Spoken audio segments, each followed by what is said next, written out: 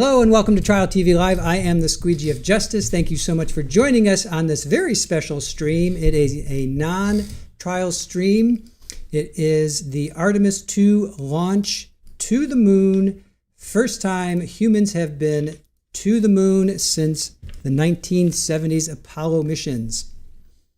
Ooh, Barry, thank you for the 10 Trial TV Live gifted memberships. All right, let's get to it. Aaron, I don't have much time. Let's just get straight to it. All right. Aaron created this really cool video, so we're going to watch this. So sit back, relax, enjoy. Here we go.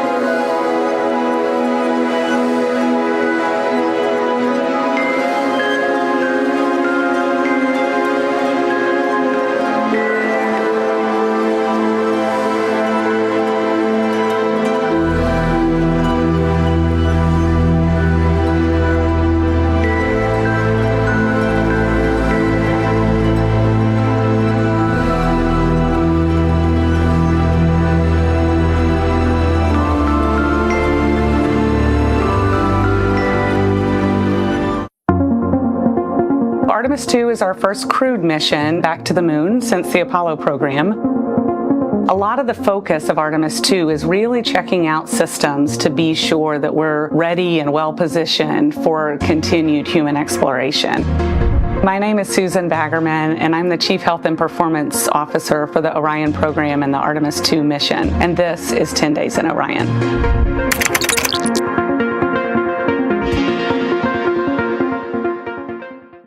For this mission, the crew will launch in the Orion spacecraft on top of the Space Launch System rocket, or the SLS rocket.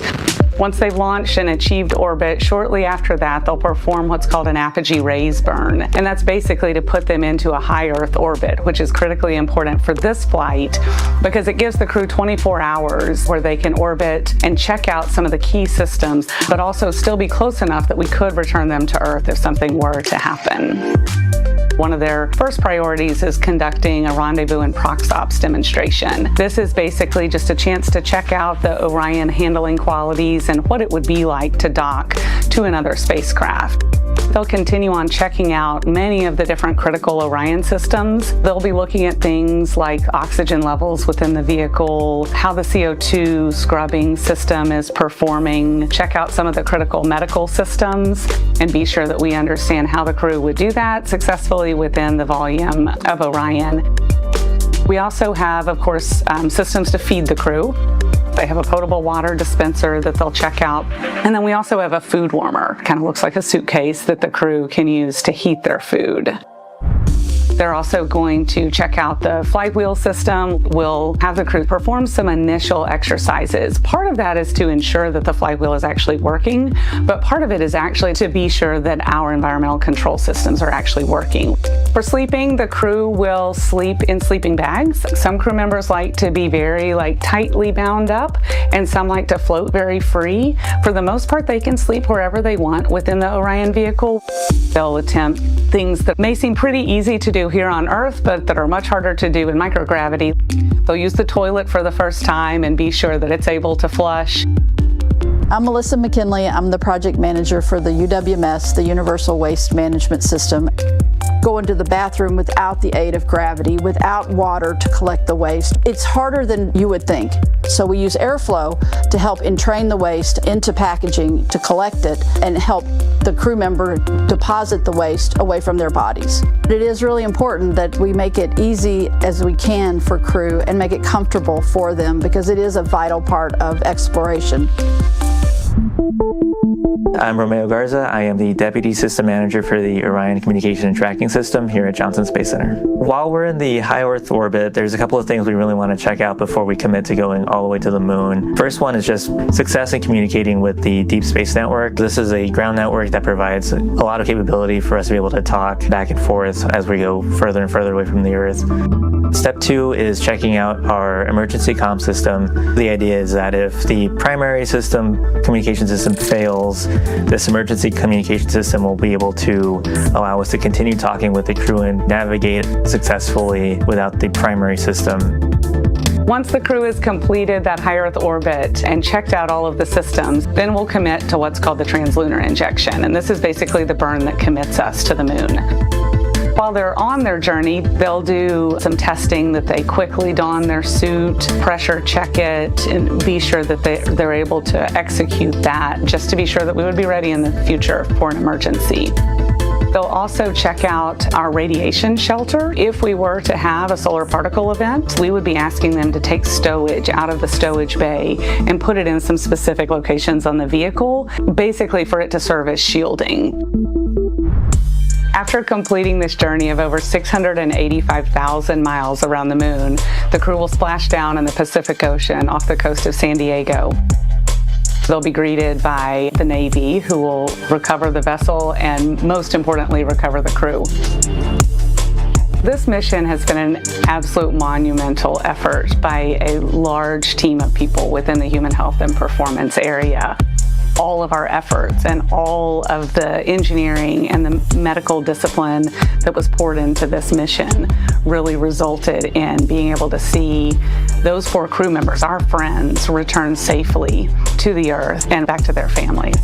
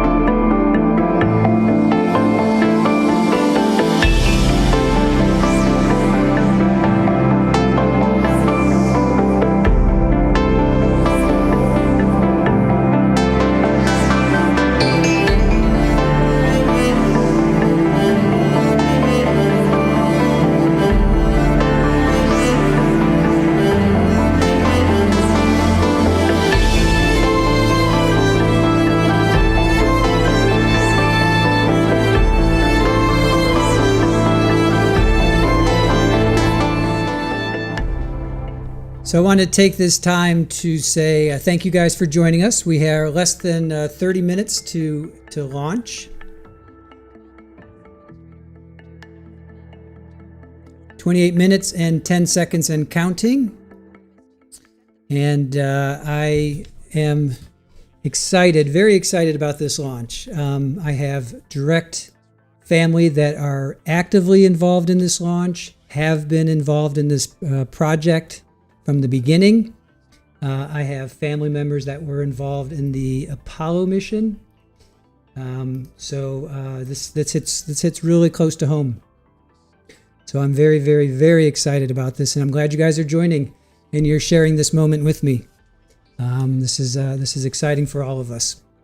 I'm hoping once it launches, I'm going to head outside and I'm going to see if I can actually get some video. It's kind of cloudy here and it's also kind of bright, so I might not be able to get some good video, but I'm going to do my best to see if I can get some video for you guys.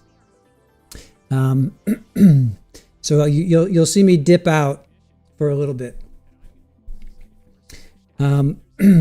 just for about 2 or 3 minutes to see if I can get it. So, oh, Debbie, thank you so much.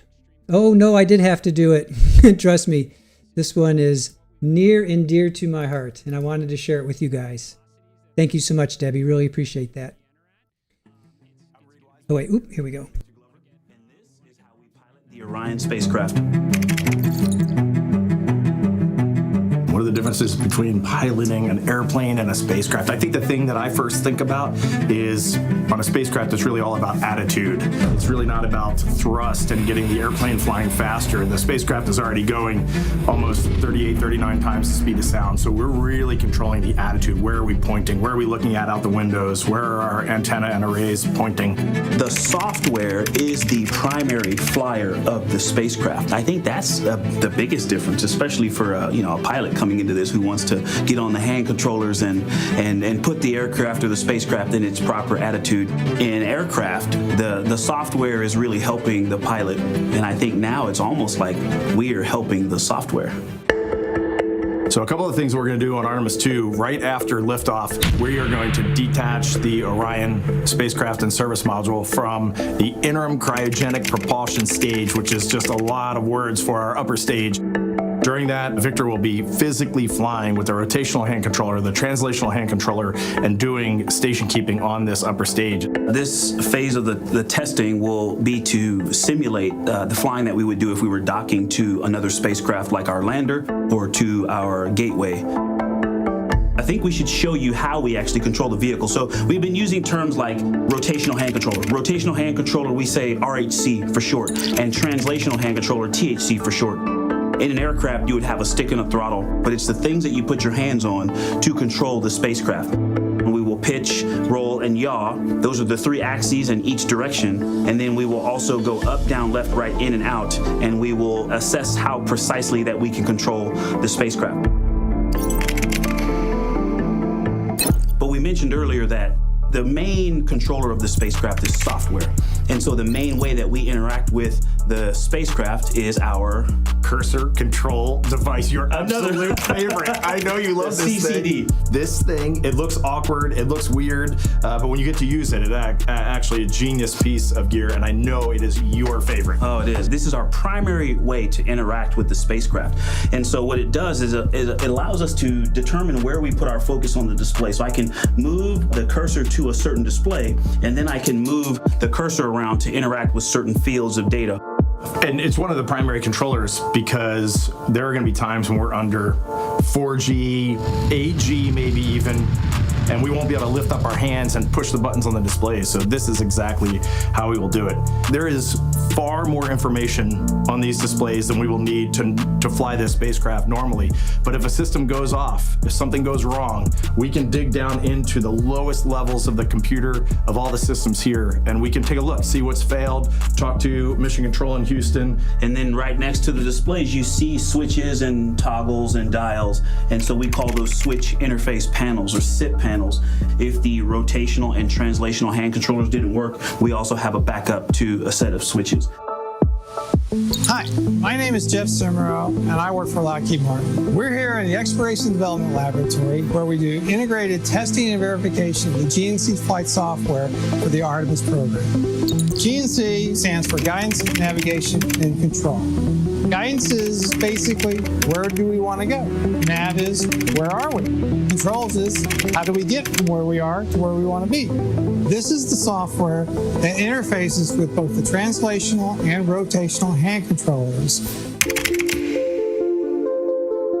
We call this whole stack up the Crew and Service Module, or the CSM. That is the crew module, the capsule, the spacecraft Orion, and then the service module made by our partners ESA and Airbus in Europe. And so this is where the thrusters that will maneuver us on the service module.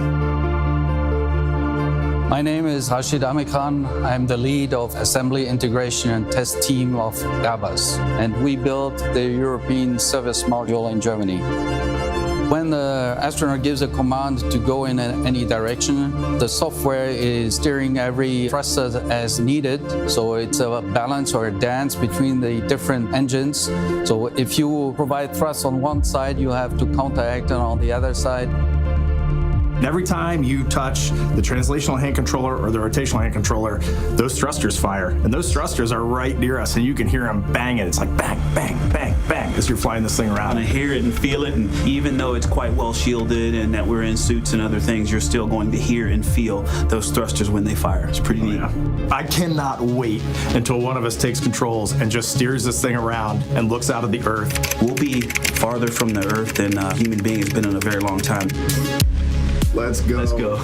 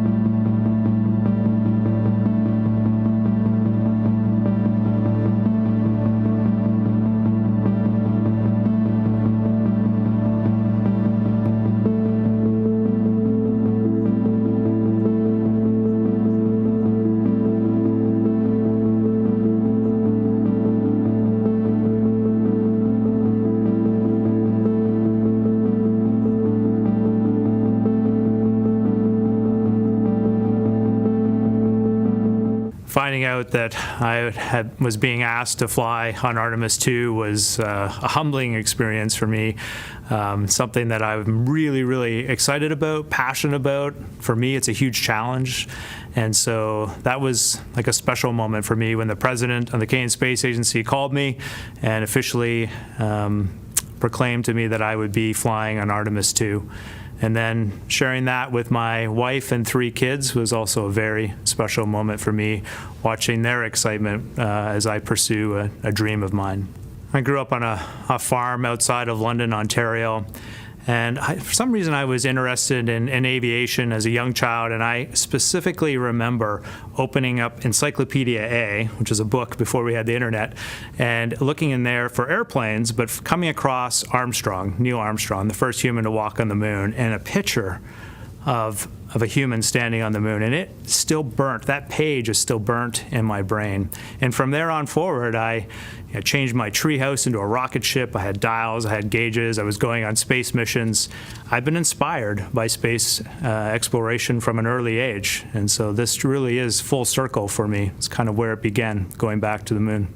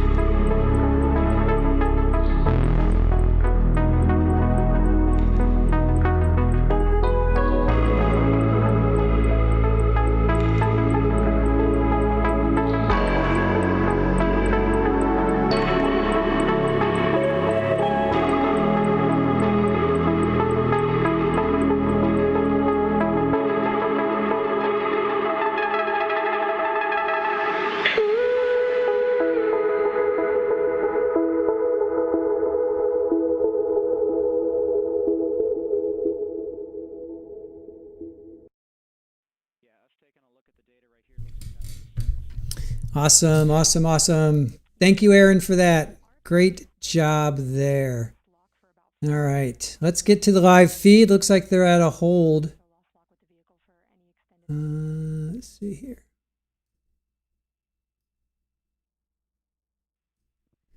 Hold on a sec. All right, I screwed that up. Let me go do this again. Looks like they're at a hold at 10. Yeah, the music is awesome. Good job. Great job, Aaron. All right.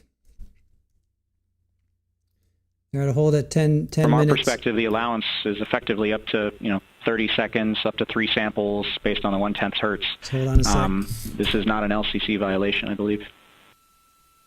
It's not uncommon Yes, for sir. them to I have would agree with issues that at right this before point. launch, Copy too. that. We're checking with KUS on LCC 232. I don't think violation. they have 212 access. We're trying to verify, but Transponder issue, Richard? All right, we're going to check in. it sounds like they have a loss of lock as well. About 2 seconds. Okay.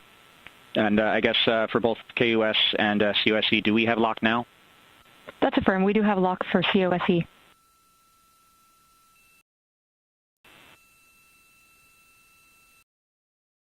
Yeah, so from the integration console perspective, we did have a temporary loss there within the allowable, and per the requirement, let's go. And this is Houston Flight. We have lock and we have good telemetry here in GSE.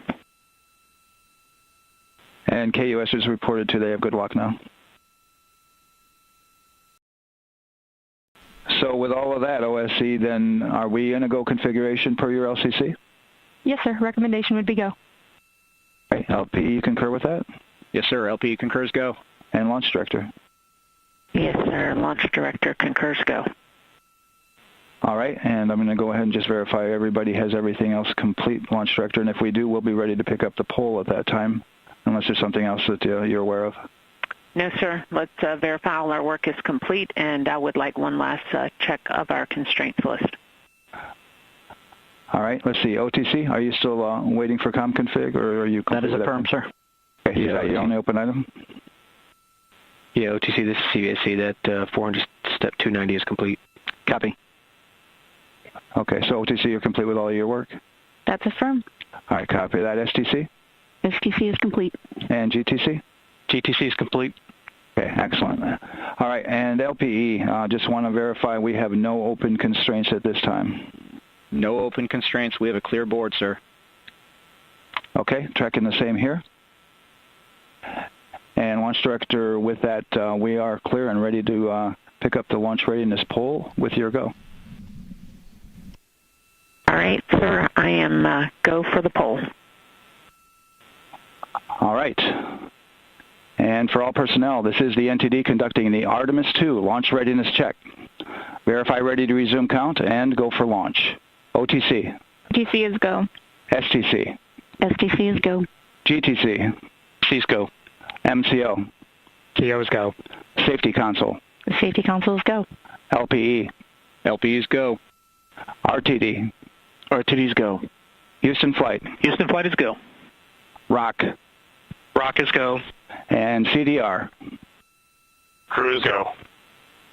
Copy that. Thank you, Reid. And Launch Director, NTD, our launch team is ready to proceed at this time.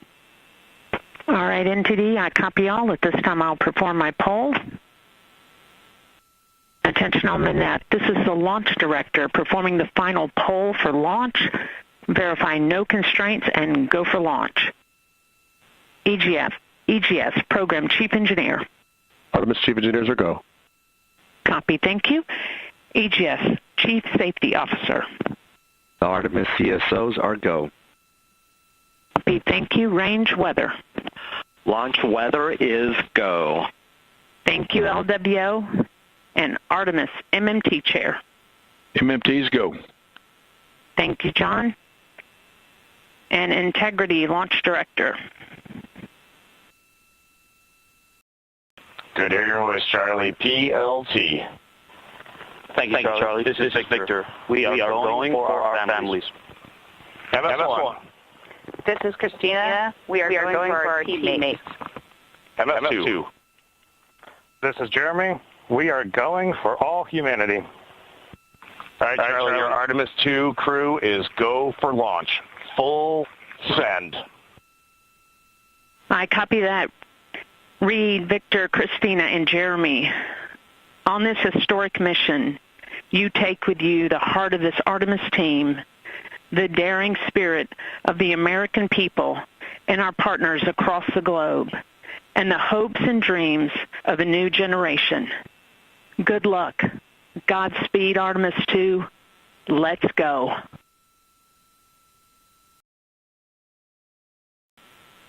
And NTD Launch Director. Go ahead, Launch Director. Yes, sir. You have a go to proceed with countdown. Copy that. I'll put it in work. CDR, NTD.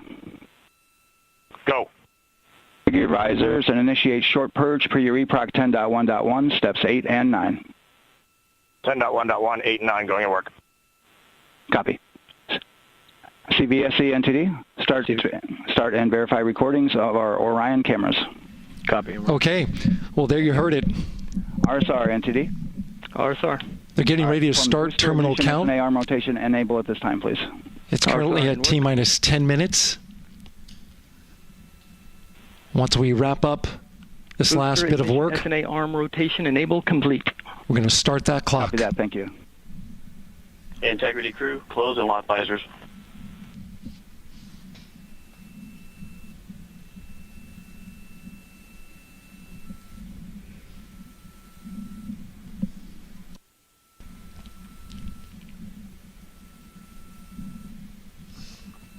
You heard an issue, worked in real time with telemetry lock on the Orion. It was transitory. It was very short. They checked the data, confirmed that they had a good lock. This was with the S-band transmitter on the Orion. Worked through that issue, looked at the data, and cleared it. All with the world watching. Impressive work by the launch team. So we have a 2-hour window, which starts in just a few minutes at 6:24 p.m. Eastern Time and goes until 8:24 p.m. Eastern Time. And ECL NTD will be waiting for your verification on the short purge. ECL copies. And for all personnel, once we get that short purge verification, we'll verify that we are clear to go, and then we'll proceed with the terminal count.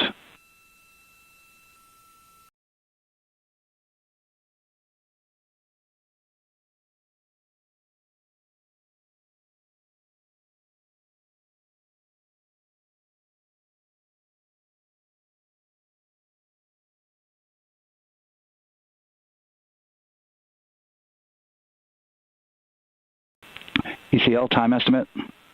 About a minute. Copy.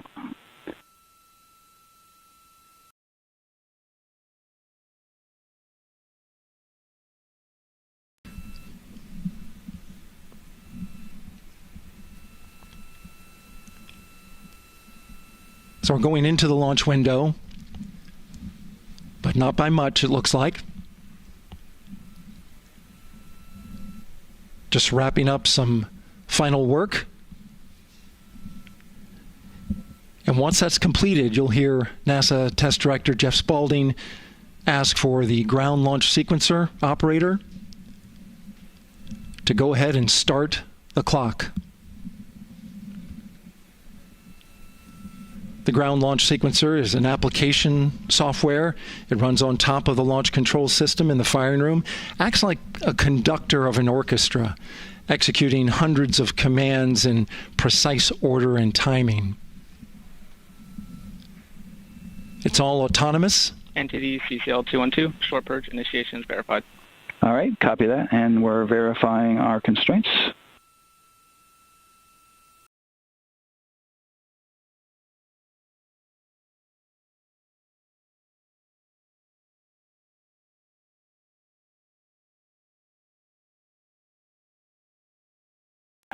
All right, and we're clear from cutouts. And with that, we're going to resume the clock momentarily. And CGLS, you can resume the clock on your mark. GLS copies. 3, 2, 1, mark. GLS mainline has been initiated. T-minus 10 minutes and counting.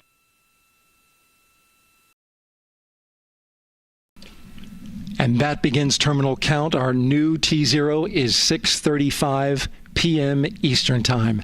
6:35 p.m. Eastern Time. We are now counting down to liftoff of Artemis II.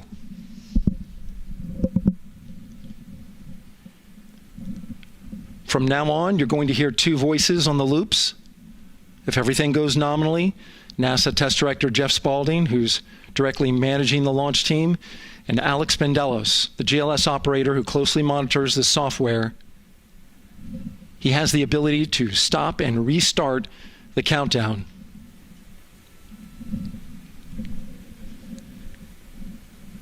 A lot of people ask about whether there's a launch button. There certainly is not. Flight and Rock, our new T0 is 22:35:12. Houston flight copies. 22:35:12. Affirm. There you heard confirmation of the exact T0, 6:35 and 12 seconds p.m. Eastern Time. Again, our T0 is 6:35 and 12 seconds p.m. Eastern Time. But as I was saying, there's no launch button. This is autonomous. But there is a button that keeps you from launching, and that button allows the GLS operator to pause the countdown outside of terminal count and during terminal count and submit a hold to the next holding point. So the clock won't stop right away. If there's an issue, we'll go to the next stable holding point. This is how GLS configures the rocket and ground systems to a stable point where they can stop the countdown if that's needed. But right now, we are counting down. Our next big milestone, looking to retract the crew access arm. GLS is go for crew access arm retract. And there you see the crew access arm moving away.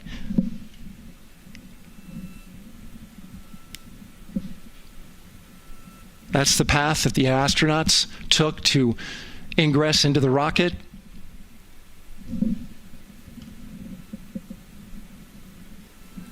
Until this point, that was their way off the pad if they needed to evacuate. But now with that arm retracting, the backup transitions to a launch abort system, and they'll begin arming that shortly.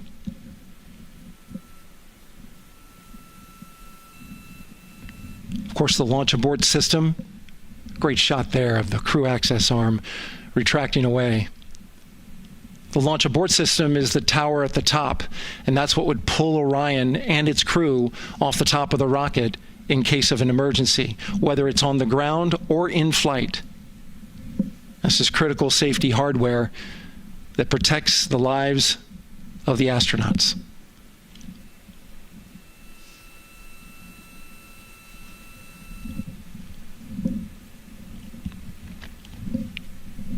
Starting at T-minus 6 minutes, the GLS will start bringing that and other high-energy systems online, starting with core stage pressurization.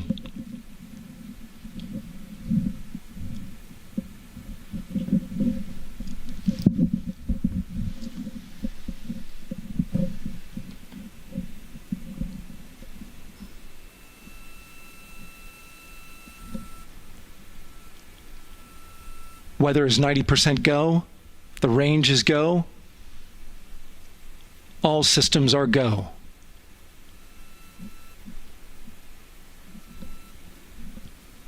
GLS is go for core stage tank pressurization. That means the replenish valve for the liquid hydrogen tank has now closed, and that tank is beginning to pressurize to flight levels because that hydrogen is naturally boiling inside the tank. We'll get the liquid oxygen tank a little later in the count. Now the team is waiting for verification that, if needed, the Artemis II crew could use the launch abort system to pull Orion safely off the top of the rocket in an emergency. Let's listen in for that call. GLS verifies last capability available. And CDR, do you copy? CDR copies, last available. That's great news, and you heard the NTD verify that with the commander of the mission. GLS is go for FTS arm. Now work is being done to arm the flight termination system. This is so the range safety can send a flight termination command if the rocket flies too far off track. There's a brief built-in delay so the launch abort system has time to pull the astronauts to safety go for first. LH2 high flow bleed check. All right, the high flow bleed check. That's so the cryo team gets verification that the RS-25 engines, all 4 of them, are in the proper temperature range for launch.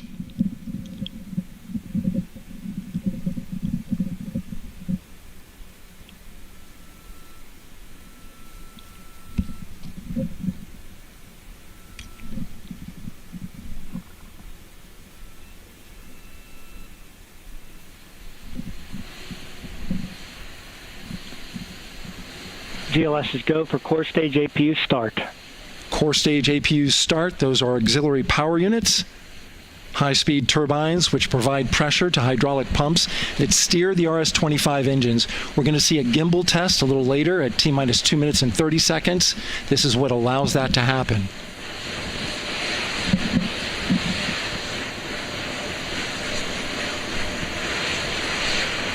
Coming up in about 20 seconds, we're listening for go for purge sequence 4. That's a helium purge of the 4 core stage engines downstream of the propellant valve. This gets all the air and moisture out of there.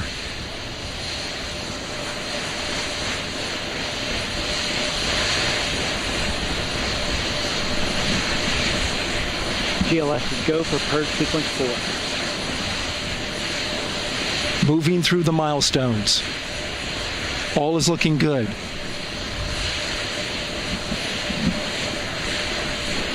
Coming up in just a few seconds, we're going to get that thrust vector control actuator test.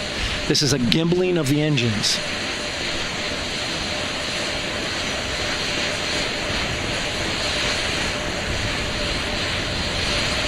There are the 4 RS-25s, 3 of them shuttle heritage, 1 of them built from shuttle parts. And there you see them moving.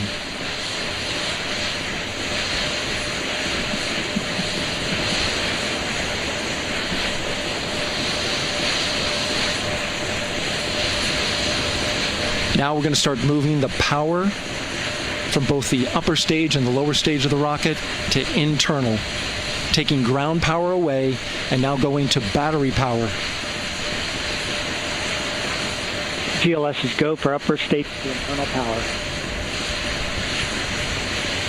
All right, power is removed from the rocket's upper stage, the ICPS, and it's been switched to battery. Same milestone for the lower core stage coming up at T-minus 1 minute and 30 seconds. Right now, the 4-person Artemis II crew is 248,000 miles away from the moon. And if all goes well, they will fly by it in 6 days. GLS is go for core stage to internal power.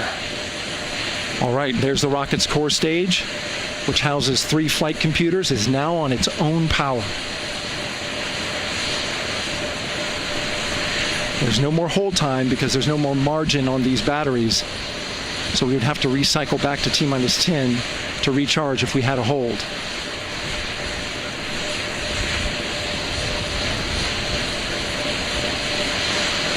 One minute. Right now, the rocket does not know what the T0 is, but coming up at T-minus 33 seconds, control shifts from the ground launch sequencer to the rocket's onboard autonomous launch sequencer, or ALS. The rocket will count itself down, but honor any holds that could come from the ground. Now, shortly after liftoff, Houston will take control of the rocket, and my colleague Gary Jordan will take over commentary. GLS go for ALS. Great call out. The rocket is on its own. 4 brave explorers ready to ride the most powerful rocket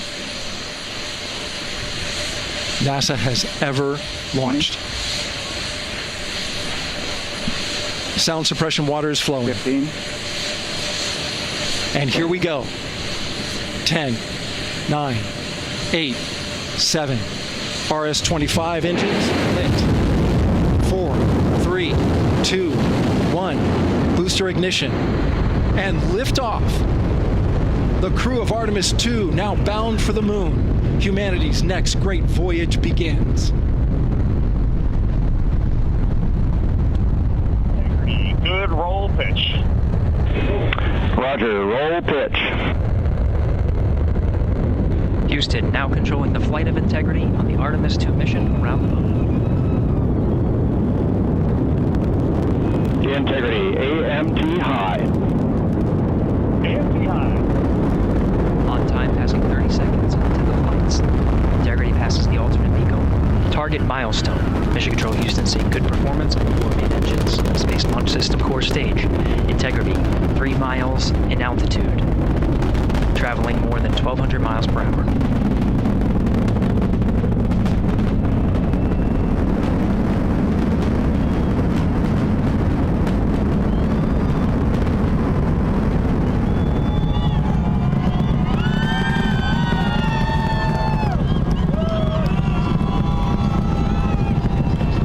Mission elapsed time, passing 1 minute, approaching max Q.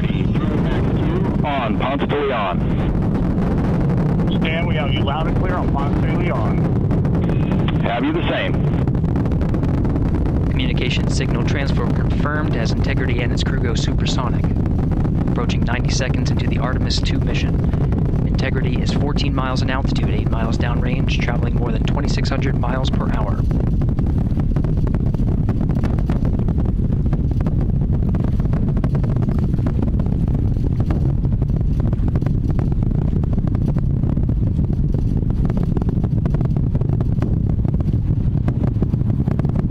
Minute 50 seconds of mission elapsed time, standing by for main engine throttle down to 85%, ahead of solid rocket booster separation, expected at the 2-minute 9-second mark.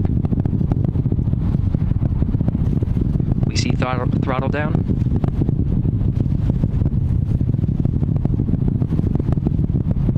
Confirmed separation. Main engines throttling up, guidance converged.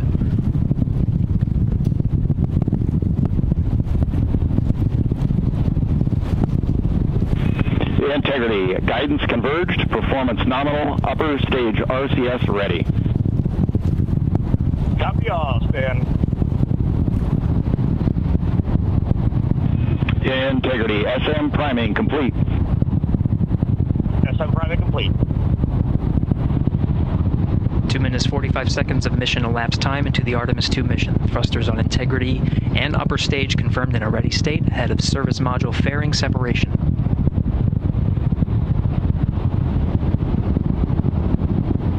3 minutes into the flight. Integrity, 49 miles in altitude, 78 miles downrange, now passing 5,000 miles per hour.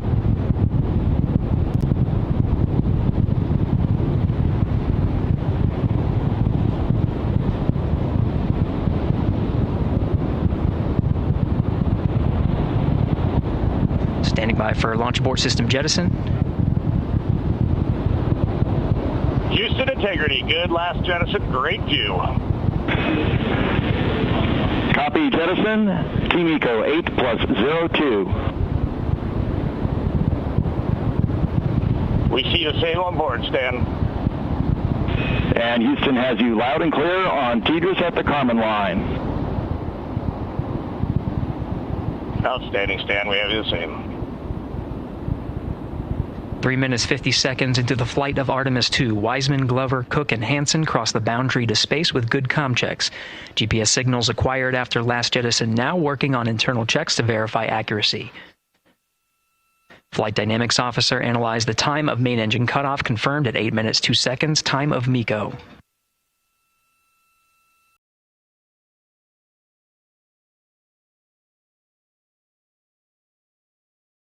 Congratulations, NASA. Here's to NASA. Say what you will about them. That was pretty cool. And I got some video. I'm going to download it and hopefully show you guys. Integrity, GPS processing. Outstanding, Stan. We see the same, and we have a beautiful moonrise. We're headed right at it.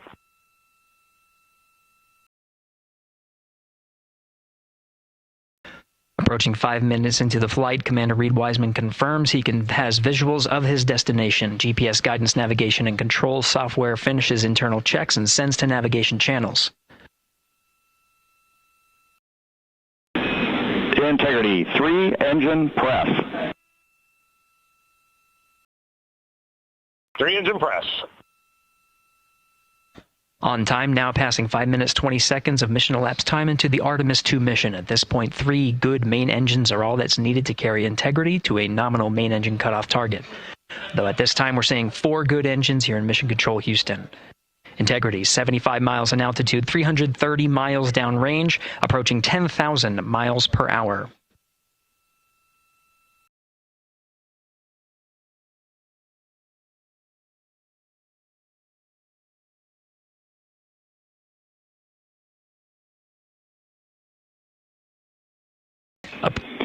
Integrity, looking good at 6 minutes. Same on board, Stan. Good trajectory and engine performance. Booster officer will soon report the shutdown plan to Flight Director Judd Friedling, expected at the 7-minute mark. Integrity, 78 miles in altitude, 460 miles downrange. Integrity, expect nominal shutdown. Integrity copies nominal shutdown.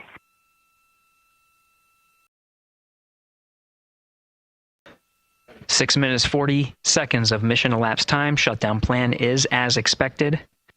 Again, the time of MECO was confirmed at 8 minutes 2 seconds into the flight.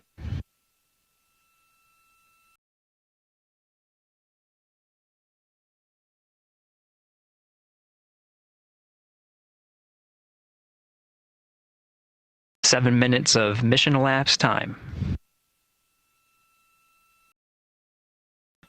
Throttling down as we approach the abort once around option. Milestone at the 7-minute 30-second mark. Now 84 miles in altitude, 650 miles downrange, traveling more than 15,000 miles per hour. Integrity, AOA open. AOA open. The window is now open for an abort once around option that would target splashdown in the Pacific Ocean. Still following nominal ascent at this time.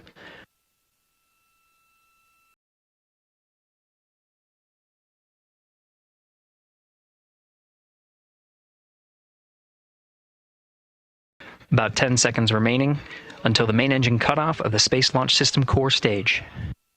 Standing by for confirmation of MECO and core stage separation.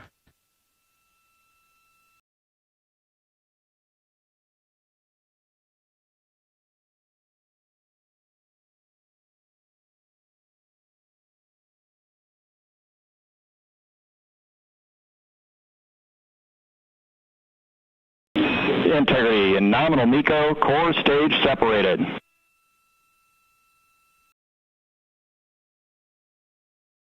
We see the same on board, Stan.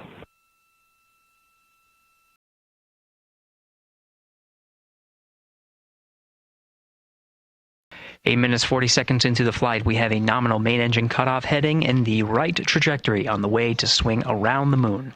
Core stage has separated, done its job. The Space Launch System upper stage, the interim cryogenic propulsion stage, or ICPS, still attached to the Orion spacecraft.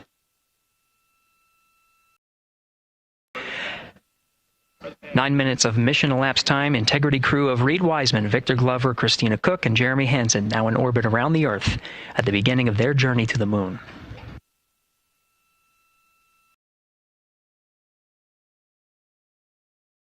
Integrity Houston, looking ahead to PRM numbers so far per the pad.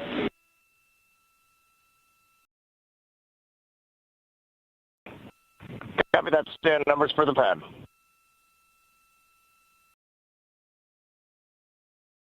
Capcom Stan Loves now reminding the crew that the perigee raise maneuver time of ignition is as expected prior to Booster ignition. That time being 49 minutes, 50 seconds of mission elapsed time.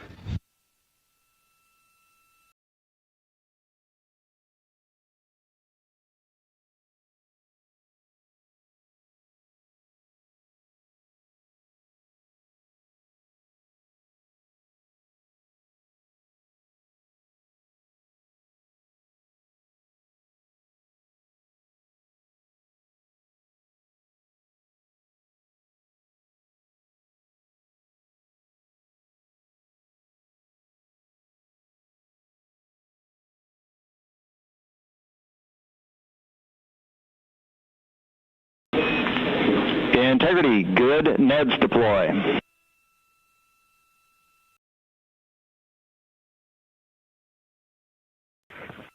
Copy that, Stan. Good, Neds.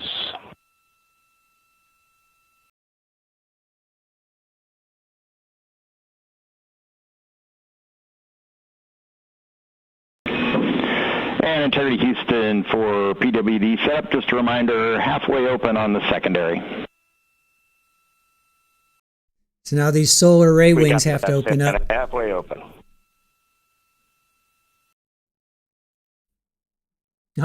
Joanne, thank you so much. You guys are great. You guys are like... Passing 11 minutes of mission elapsed time. Here, overhearing the conversation between Capcom Stan Love and Commander Reid Wiseman, already passing some milestones. We have a good nozzle extension deployment system. That is confirmed. Complete. We also have the visors are confirmed up. Now past the dynamic phase of flight that is Ascent. Their launch and entry suits that provided them an extra layer of protection. Now not as needed. They're going to raise those visors. And later in today's mission, they will begin to egress or get out of the suits to begin some of their initial tasks of activating some of the systems aboard in the Integrity spacecraft. It's passing 12 minutes of mission elapsed time. Again, the perigee raise maneuver that's targeted near 50 minutes of mission elapsed time, 49 minutes, 50 seconds. That's what the crew is going to be working towards. The Commander Reid Wiseman, pilot Victor Glover will focus on preparing for that milestone. In the meantime, mission specialist Christina Cook and Jeremy Hansen will start some of the activation of environmental control life support systems. You may hear confirmation of their activation over the Orion to Earth communication network.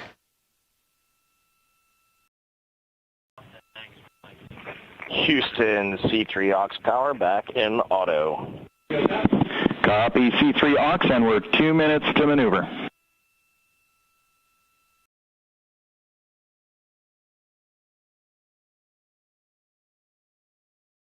You guys are the best. I'm so happy that we could share this with you guys and experience it. This just makes me so...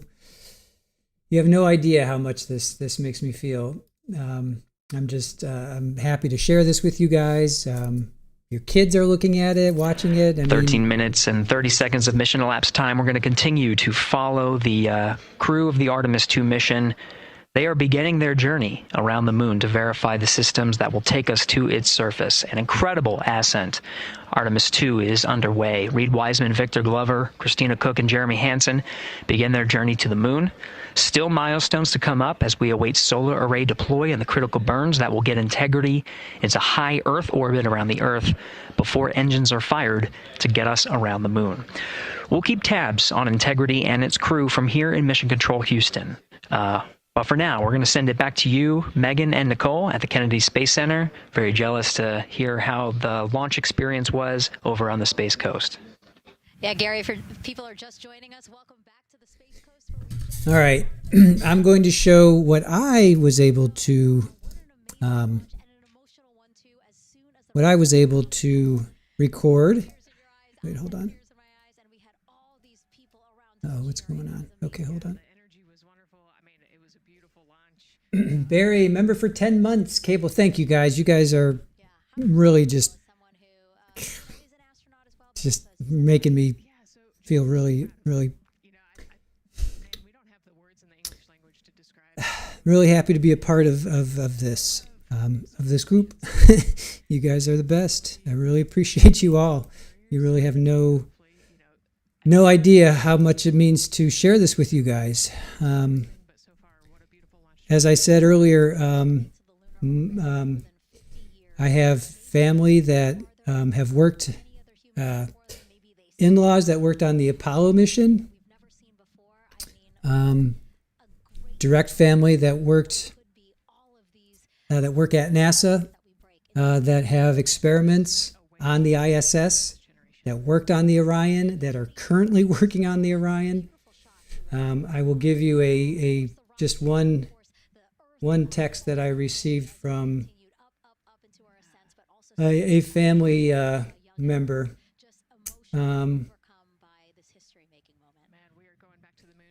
Let's see. The Orion main engine doesn't start until tomorrow morning. My office mates are booked tonight, though. One is at mission control on the first shift, and the other has to support around 3 a.m. for the RCS burns. So we have, it's just so much fun. Family member says, I've worked with both Christina and Victor years ago with the exercise hardware. Cool seeing them in the rocket. I liked both of them a lot. So this is very, very close to my heart. And I'm glad you guys are here sharing this with me, and I'm happy to share it with you guys. All right, let me show you what I was able to see from my perspective. All right, hold on.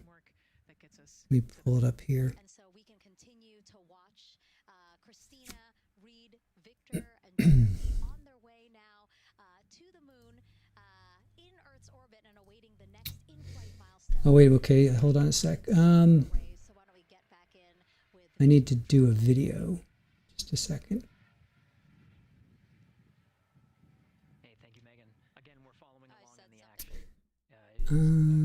Just give me a second. Media, I think it is.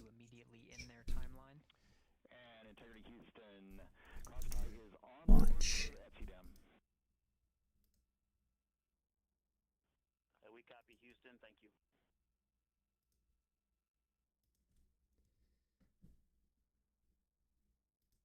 Cross-tie referring to flight controllers here initiating a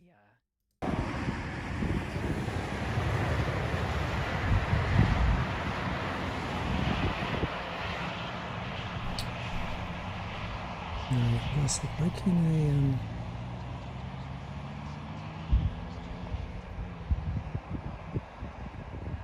All right, hold on a sec. Let me let me play it again. I can't control it. The Orion spacecraft integrity and the in-rim cryogenic propulsion system are maneuvering tail to sun. It is in this orientation, this attitude. All right, I'll show you what I was able to see.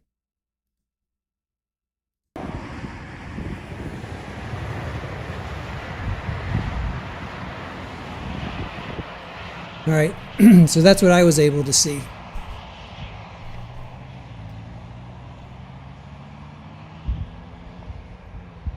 So kind of fun, right? I wish it was dark. If it was dark, I'd really be able to see it, but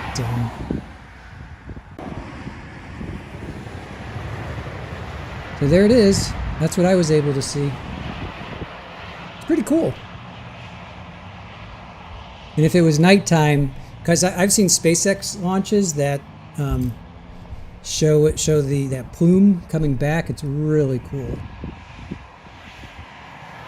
Let's do one more time.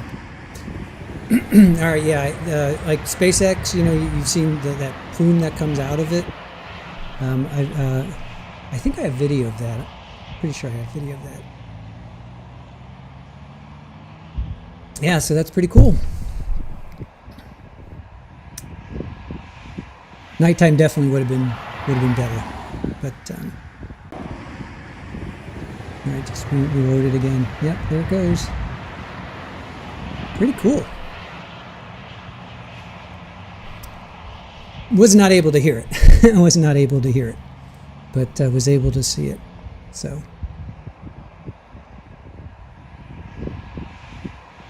all right. So that's that. Let's check back in with these guys, see where they are. Give us just 1 minute. And Stan, you can read it. Ike is ready to copy. Roger. TDRS handover east to west expected 1 second earlier at 5:1 minutes 26 seconds.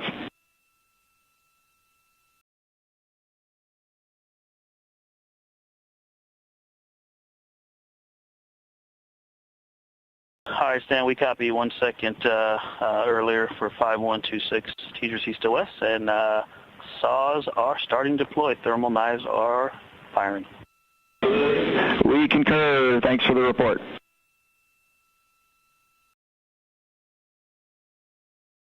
Read back of the reports that you just heard on the Orion to Earth network.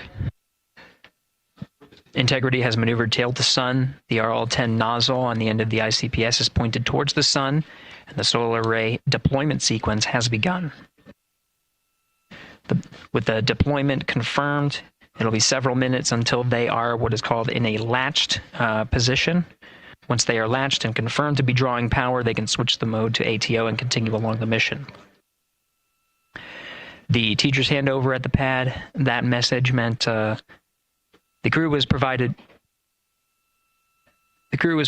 some preliminary numbers of when to expect handovers between the tracking and data relay satellites.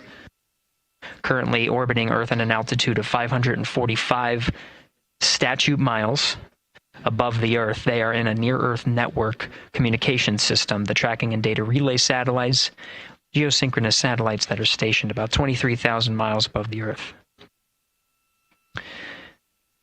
After the apogee rays burn, that occurs later today, the burn itself will put them in an altitude that surpasses the range of the tracking and data relay satellites, and they will transition to the deep space network today. And Integrity, for prop messages, we see 2 temperature measurements right near the line. It's that momentary message you saw earlier. We're going to suppress those. It's CM helium heater 2 T1 and heater 1 T1. They're going suppressed. Integrity, thank you. We see the same.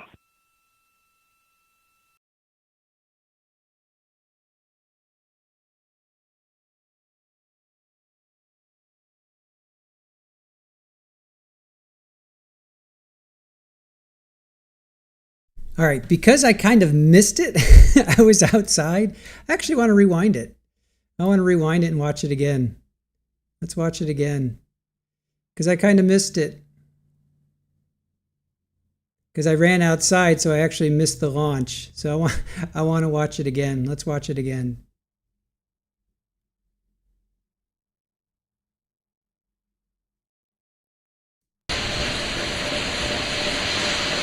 One minute. Right now, the rocket does not know what the T0 is, but coming up at T-minus 33 seconds, control shifts from the ground launch sequencer to the rocket's onboard autonomous launch sequencer, or ALS. The rocket will count itself down, but honor any holds that could come from the ground. Now, shortly after liftoff, Houston will take control of the rocket, and my colleague Gary Jordan will take over commentary. GLS, go for ALS. Great call out. The rocket is on its own. 4 brave explorers ready to ride the most powerful rocket NASA has ever launched. Sound suppression water is flowing. 15. And here we go. 10, 9, 8, 7. RS-25 engines lit. 4, 3, 2, 1. Booster ignition. And liftoff. The crew of Artemis II now bound for the moon. Humanity's next great voyage begins. Good roll pitch. Roger, roll pitch. Houston now controlling the flight of Integrity on the Artemis II mission around the moon. Integrity, AMT high.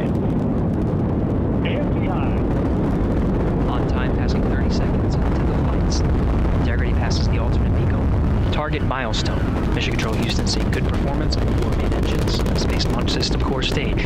Integrity, 3 miles in altitude. Traveling more than 1,200 miles per hour.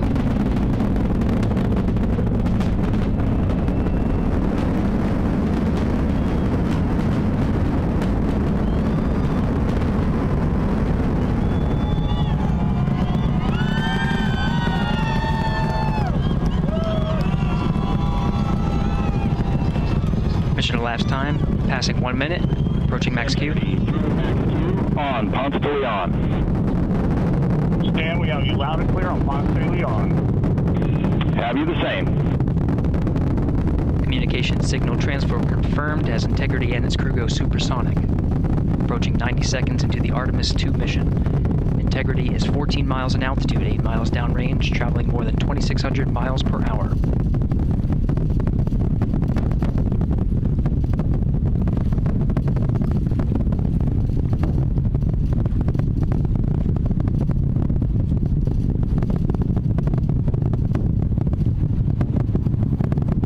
Minute 50 seconds of mission elapsed time, standing by for main engine throttle down to 85%, ahead of solid rocket booster separation, expected at the 2-minute 9-second mark.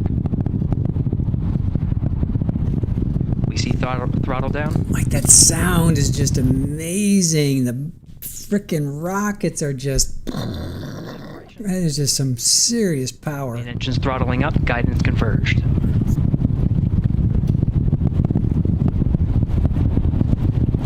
You can still hear it. You can still feel it. Integrity. You can still feel it and hear it. Performance nominal. Upper stage RCS ready. Copy all, Stan. Integrity. SM priming complete. SM priming complete. 2 minutes 45 seconds of mission elapsed time into the Artemis II mission. Thrusters on Integrity and upper stage confirmed in a ready state, ahead of service module fairing separation.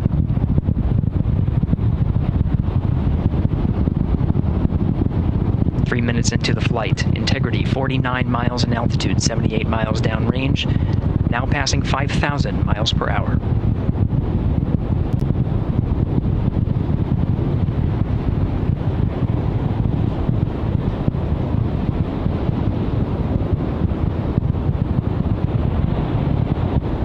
Standing by for launch abort system jettison.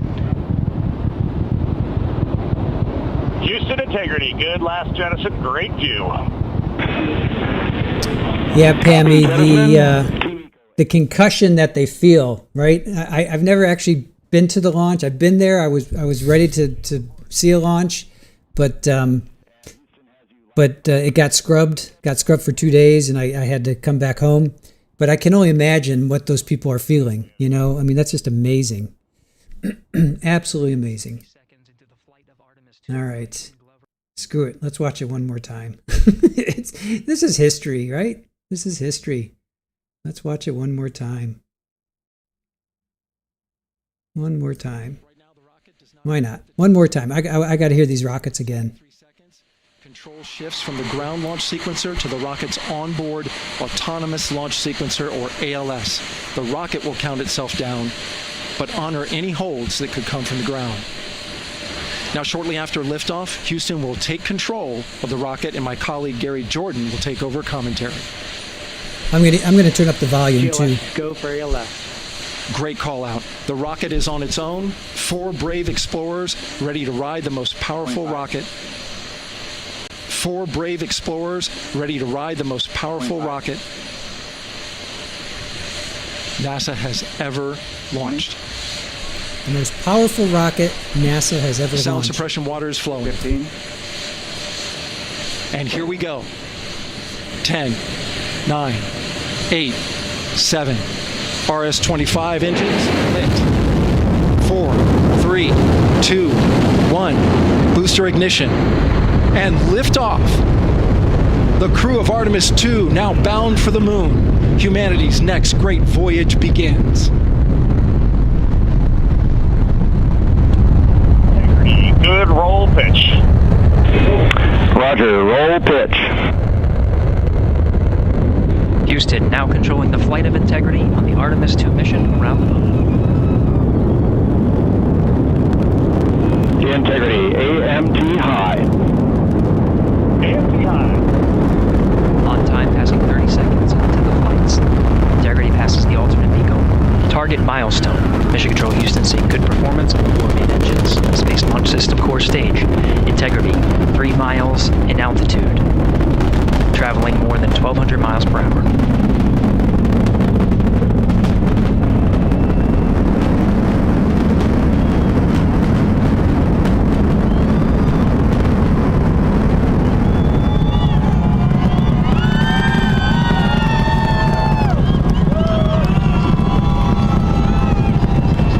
Mission elapsed time, passing 1 minute, approaching max Q. On, Ponce de Leon. Stan, we have you loud and clear on Ponce de Leon. Have you the same. Communication signal transfer confirmed as Integrity and its crew go supersonic. Approaching 90 seconds into the Artemis II mission. Integrity is 14 miles in altitude, 8 miles downrange, traveling more than 2,600 miles per hour.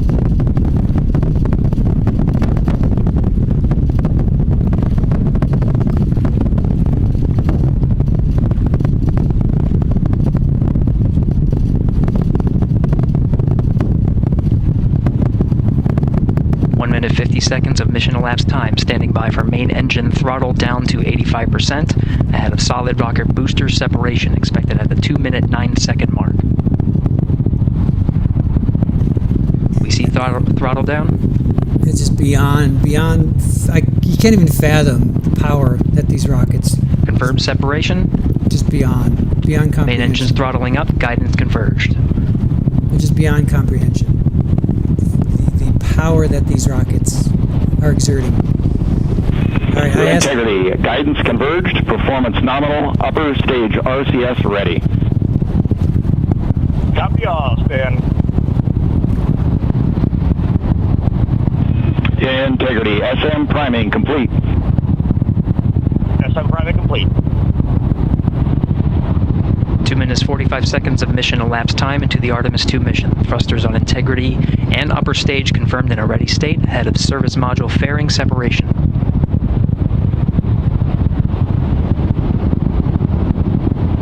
Three minutes into the flight. Integrity 49 miles in altitude, 78 miles downrange, now passing 5,000 miles per hour.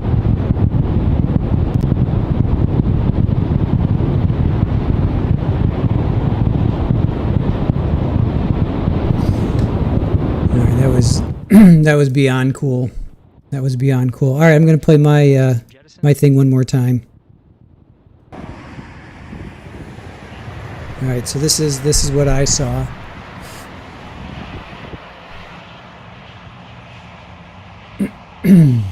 That's what I saw from my little backyard. Actually, the front yard, but yeah, that's what I was able to see.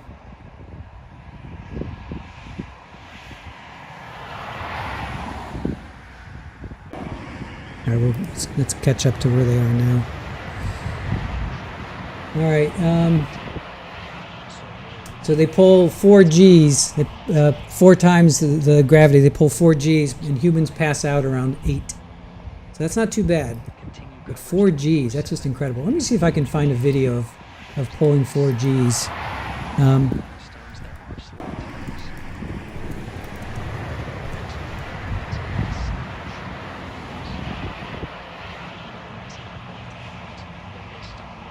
Let me see. Given that this is an operational mission, we do want to make sure that we are maintaining transparency in the mission, providing you all the information in space.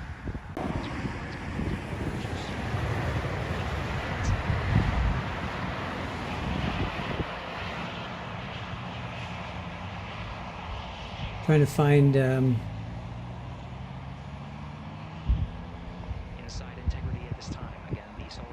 all right, these are all trying to find a news story of what 4 Gs look like.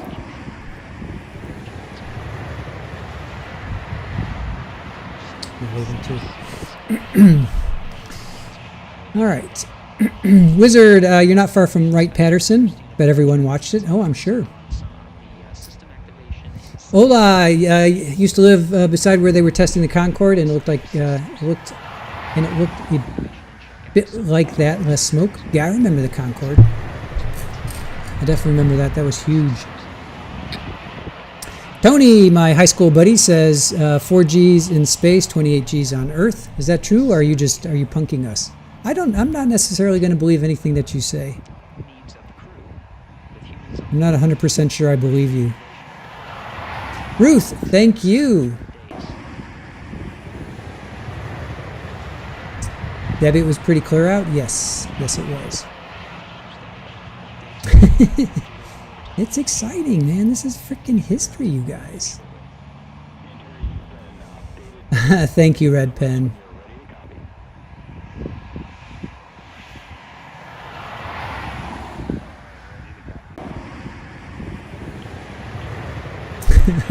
wait, Barry, what do you say? Not to be too gauche, but I imagine you panning across the treetops to capture it and noticing one of the cats at the tip-top branches, then fumbling, dropping. Come back down. That very well could have happened. It very well could have happened. Crazier cat. I remember way back I was driving in Florida from Michigan. A flight was being launched at night. Nice. I pulled my car out, got my 2 sleepy kids out to watch. That's cool. Yeah, that's cool. Hey, Sharon. Watching on TV, chatting here. No worries.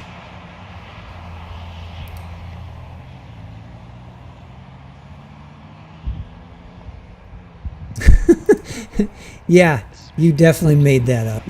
Don't ever trust your high school friend. Joanne, this has been a wonderful experience watching. Tony, say it ain't so. Yeah, he's bunking. All right, Kimbers, gotta go. See you tomorrow. Yeah, we're gonna be wrapping up. We'll wrap up here too. At this point, this is all animation and visualization and all that stuff. So, Josh, good to see you. Love that most of RA's mods are here together watching this. Thank you, Josh. Really appreciate you joining us. Cool, very cool. Thank you, guys. Thank you. Much love to RA. You guys are the best. Thank you so much. Wizard, extremely historic for me considering last Apollo was when I was 2. Yeah, the last one was in 72. Last Apollo mission was 72. Stella, thank you for experiencing this with us as well. Sarcasm, how do they have outdoor cameras for this? This is all AI. This is see the upper left. This is a visualization. This is all AI or animation, whatever you want to call it. But this is all right now. This is just a artist rendition, as they used to say. Daryl, hello. Made Seagill put this on TV. Cool. Ohio Jin, you were 2? That answered your question. It's just animation. Carrie, born and raised in Houston, must say you're proud. Absolutely. Mission control, for sure. All right, Pammy, you got to go? Thank you. Thank you, Pammy. Take care. Hector's mom, anyone know how close the folks are watching in person? They're a couple miles. It's a couple miles, I think. Hold on, I'll ask.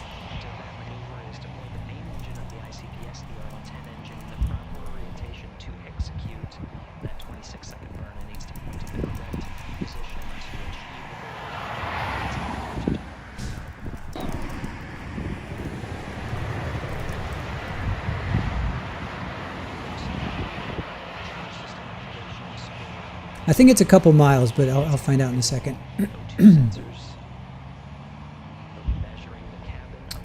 Thank you, Christy. Thank you for being here with us.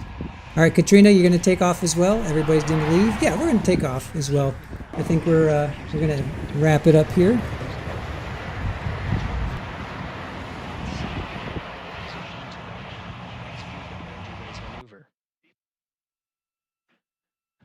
Once concluded, Stan Love will report it back up to the crew, and we'll stand by for that.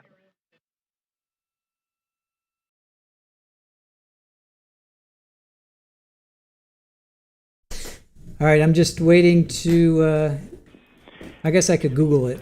I'll Google it while I'm waiting for an answer. Let's see.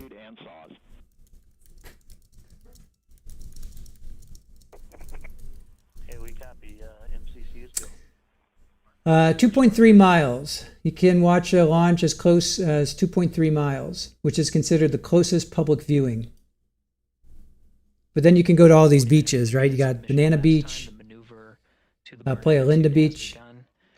So if you're at the Space Center, you can be 2.3 miles. So, Law Watcher, thank you so much for your $2.99. Appreciate that. Of course, solar array is meant to maximize the draw of power. Richard in the kitchen. I remember Apollo 11. I went outside, just stared at the moon, and thought, "Wow!" Right? All right, Alice. Have a good night. See, Gilmore. It was about an. How long are we into it? It was launched at 6:36. I think around.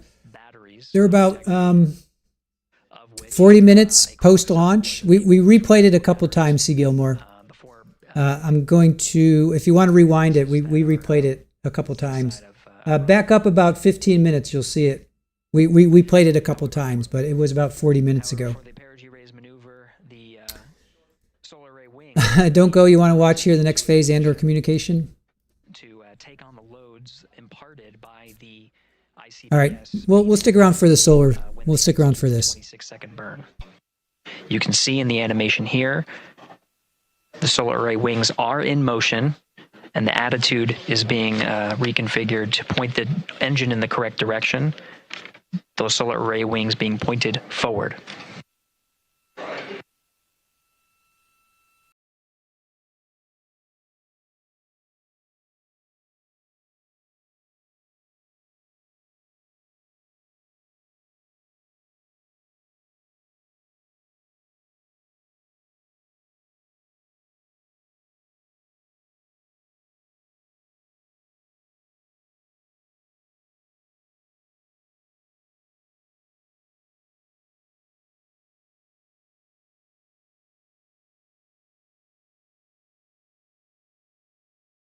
All right, so next up is this solar array.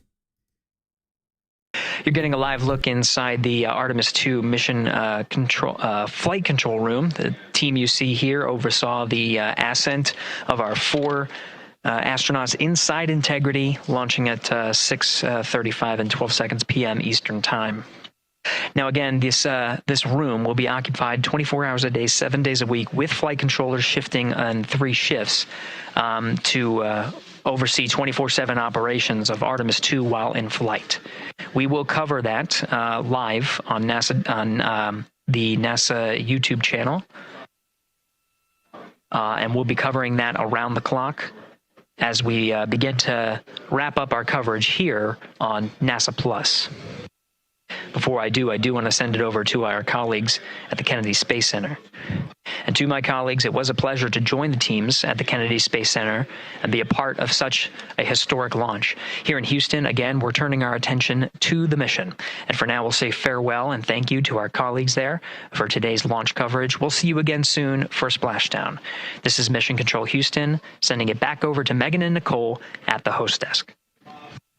Thank you, Gary. And yes, it was such a pleasure to be a part of this historic mission that started right here at Kennedy Space Center. It was such an amazing sight to be a part of. And now, as Reid, Wiseman, Victor Glover, Christina Cook, and Jeremy Hansen begin their journey, we here at the Kennedy Space Center are about to wrap our broadcasts. We'll, of course, though, have 24/7 coverage with our colleagues at Johnson Space Center starting as soon as we sign off, so don't worry.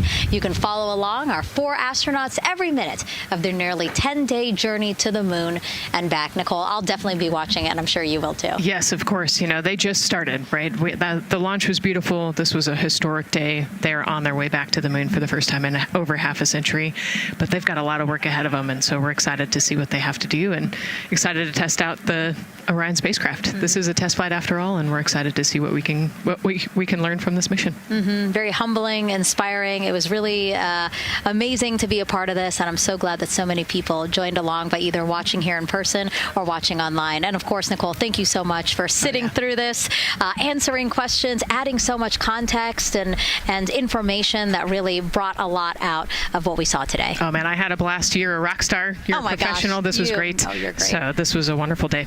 Well, again, thank you so much. And thank you to you for watching at home. You know, tonight we didn't just launch a rocket. We launched the next chapter of human exploration. Our Artemis II crew now on their way back to the moon, and we're taking you with us. So thank you again for watching, and go Artemis II. All right, one more time. Let's watch it one more time. This is so the range safe. And then we'll sign off as well. Away from the moon. Off. All right, one more time and then we'll sign off. Great call out. The rocket is on its own. 4 brave explorers ready to ride the most powerful rocket NASA has ever launched. Sound suppression water is flowing. 15. And here we go. 10, 9, 8, 7. RS-25 engines lit. 4, 3, 2, 1. Booster ignition. And liftoff. The crew of Artemis II now bound for the moon. Humanity's next great voyage begins. Good roll pitch. Roger, roll pitch. Houston now controlling the flight of Integrity on the Artemis II mission around the moon. Integrity, AMT high. AMT high. On time, passing 30 seconds into the flights. Integrity passes the alternate MECO. Target milestone. Mission Control Houston seeing good performance on 4 main engines. Space Launch System core stage. Integrity, 3 miles in altitude. Traveling more than 1,200 miles per hour.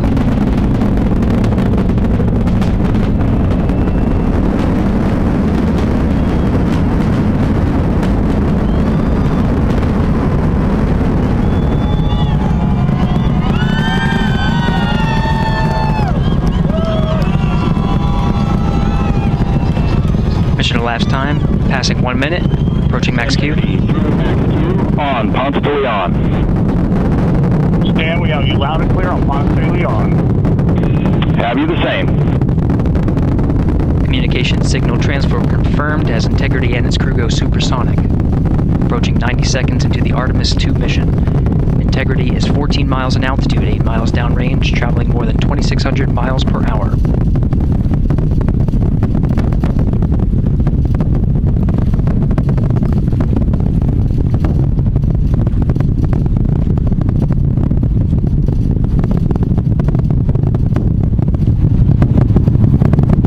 Minute 50 seconds of mission elapsed time, standing by for main engine throttle down to 85%, ahead of solid rocket booster separation expected at the 2-minute 9-second mark. We see throttle down.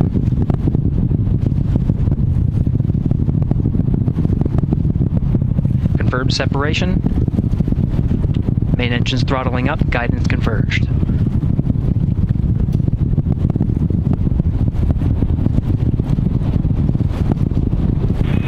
Integrity, guidance converged, performance nominal, upper stage RCS ready. All right. Yeah, Richard, I could watch that all night. You're right.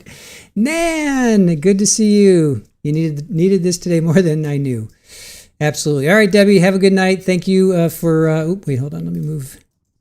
Thank you for being with us and all of your support and your super stickers and all that stuff. Yes, he said roll and pitch. All right. With that, you guys, I will say have a wonderful evening. Thank you for being with us today. Historic. This was historic. Nothing more I can say other than I appreciate you spending this moment in history with us. I'm happy that I spent it with you, and we will forever remember this. We will look back. Hopefully we'll be alive 20 years from now, but hopefully we'll look back 20 years from now. We'll be like, yeah, you remember when we launched Artemis to the moon, but they didn't land. They're just going and they're orbiting and then they're coming back. We'll do a splashdown depending on when it is. If it's like in the middle of the night, maybe not. If it's in the middle of a stream, I don't know. We'll see. But Yeah, it's going to be about 10 days. It's roughly about 10 days. Takes them about 4 days to get out there, 4 days back. I think they're going to circle the Earth. The trajectory. Oh, the trajectory. Right. All right. Wait. We're going to show trajectory. Hold on.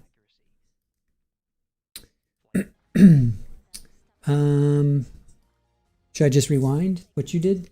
Okay. All right, let me see if I can find that trajectory.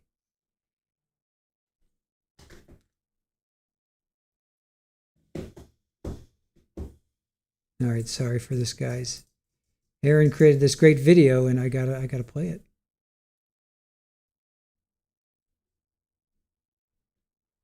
Wait a minute.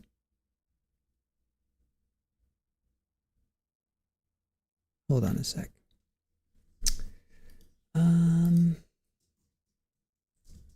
Just give me a second, you guys.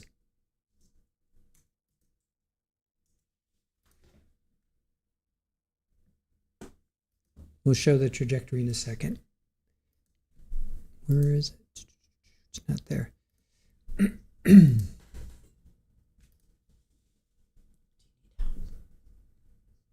I'm good. I just need my mouse to stop acting up. Stop it. No, it's cat hair. Cat hair. All right, there it is. All right, we'll show the trajectory. It's going to be it's about 10 days.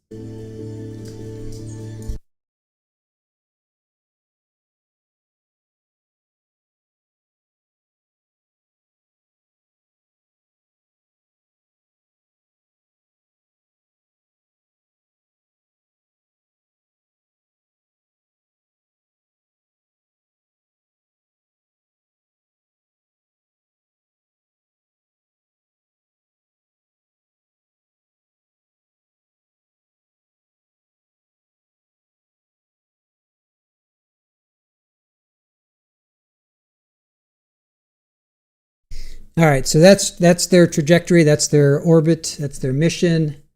They're going to head out to the moon. They're going to go, once they're on the far side of the moon, that's the furthest that any human has been, because the Apollo mission didn't go that far out. It orbited closer, and it's going to use the moon's gravitational pull to slingshot itself back to the Earth. So, and then once it gets catapulted back out, Earth's gravitation is going to pull it back in. Same with when it goes out to the moon. Once you get past the Earth's gravitational pull, the moon will exert its gravitational pull on Orion and pull it into orbit. And yeah, it's going to be about 10 days. That's what they're saying. It's going to be about 10 days. So will we cover splashdown? Yeah, I would like to cover splashdown again. Depends on when it is.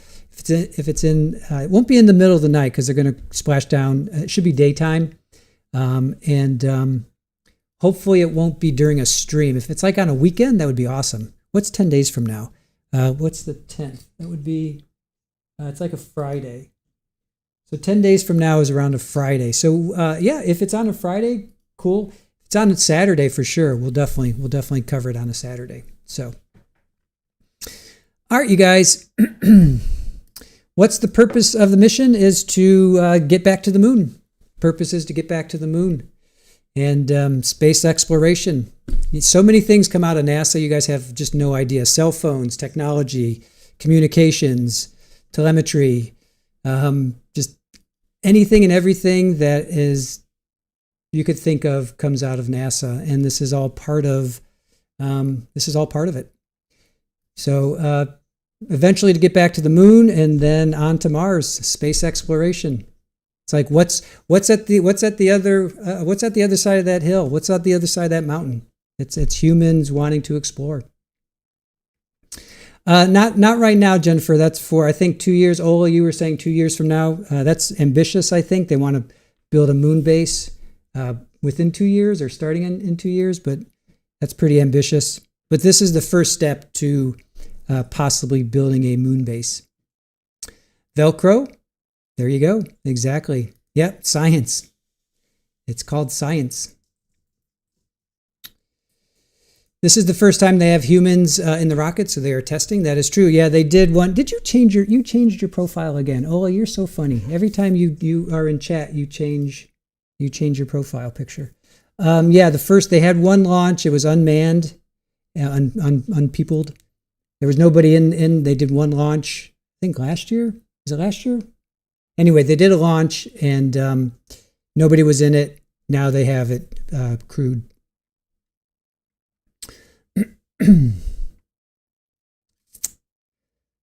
All right, let's see. Green Eyed Cat, how many days to the moon? I think like 4. I think it's 4 days there, 4 days back, which is 8, but somehow it's going to take, I think they're going to orbit the Earth, I guess once, orbit the moon once, or 1 day, I guess, and that would be the 10 days. Yes, I see that. What are you now? You're so funny, Ola. All right, who is that? I don't know. I don't recognize who that is. Who is that, Ola? It looks like some private eye. It's like some private eye. All right, just Stephanie, take care. NASA's not shut down. NASA's still around. They've just taken a step back.